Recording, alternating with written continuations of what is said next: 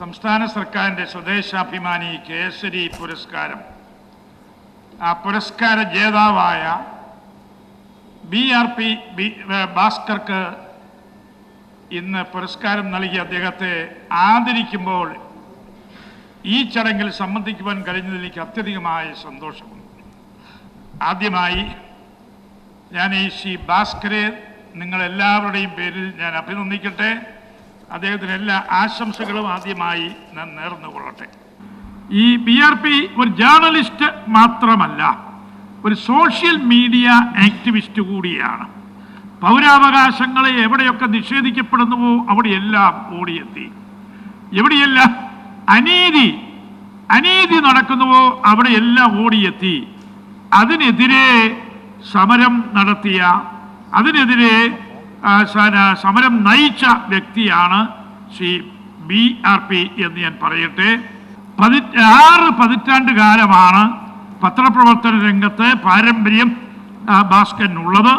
മൂല്യാധിഷ്ഠിത പത്രപ്രവർത്തന പാരമ്പര്യത്തിൻ്റെ ഉടമയാണ് BRP എന്ന ചുരുക്കപ്പേരിൽ അറിയപ്പെടുന്ന ബാബു രാജേന്ദ്ര പ്രസാദ് ഭാസ്കർ. അദ്ദേഹത്തിൻ്റെ പേര് ബാബു രാജേന്ദ്ര പ്രസാദ് ഭാസ്കർ എന്നുള്ളതാണ്.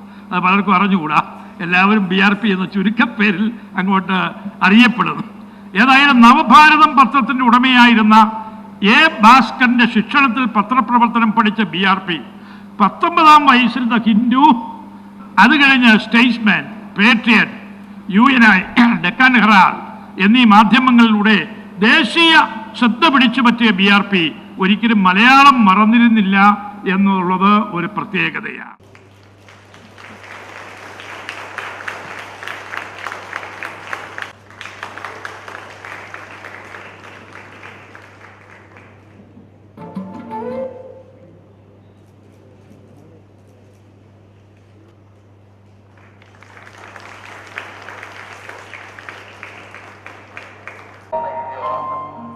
യുണൈറ്റഡ് ന്യൂസ് ഓഫ് ഇന്ത്യയുടെ വാർത്താ വിഭാഗം മേധാവിയായിരുന്ന ബാബു രാജേന്ദ്ര പ്രസാദ് ഭാസ്കർ എന്ന BRP ഭാസ്കർ മുൻകൂട്ടി തയ്യാറാക്കിയ വാർത്തയിലൂടെയാണ് നമ്മുടെ രാജ്യം. മദ്രാസിൽ ഹിന്ദു ദിനപത്രത്തിലാണ് BRP ഭാസ്കർ തന്റെ മാധ്യമ ജീവിതം ആരംഭിക്കുന്നത്. 4 പതിറ്റാണ്ട് നീണ്ടുനിന്ന പത്രപ്രവർത്തന കാലയളവിൽ statesman, patriot, UNI, Deccan Herald എന്നീ സ്ഥാപനങ്ങളിൽ അദ്ദേഹം ജോലി ചെയ്തു. ഇതിനിടയിൽ കാശ്മീരിൽ വെച്ച് ശാരീരികമായ ഒരാക്രമണത്തിന് വിധേയനാകേണ്ടി വന്നു അദ്ദേഹത്തിന്.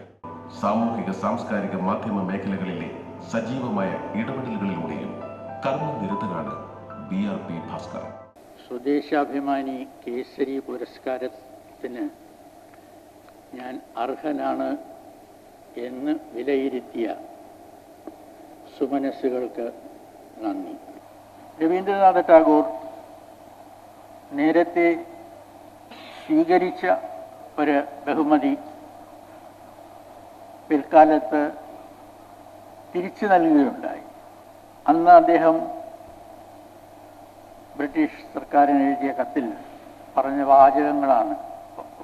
ഒരു വാചകമാണ് യഥാർത്ഥത്തിൽ എൻ്റെ മനസ്സിൽ നിൽക്കുന്നത്. അദ്ദേഹം പറഞ്ഞു, ബഹുമതികളൊന്നും കൂടാതെ നിസാരരെന്ന് കരുതപ്പെടുന്നതുകൊണ്ട് മനുഷ്യന് യോജിച്ചതല്ലാത്ത തലത്തിലേക്ക് തരം താഴ്ത്തപ്പെടുന്ന എൻ്റെ നാട്ടുകാർക്കൊപ്പം നിൽക്കുവാൻ ഞാൻ ആഗ്രഹിക്കുന്നു.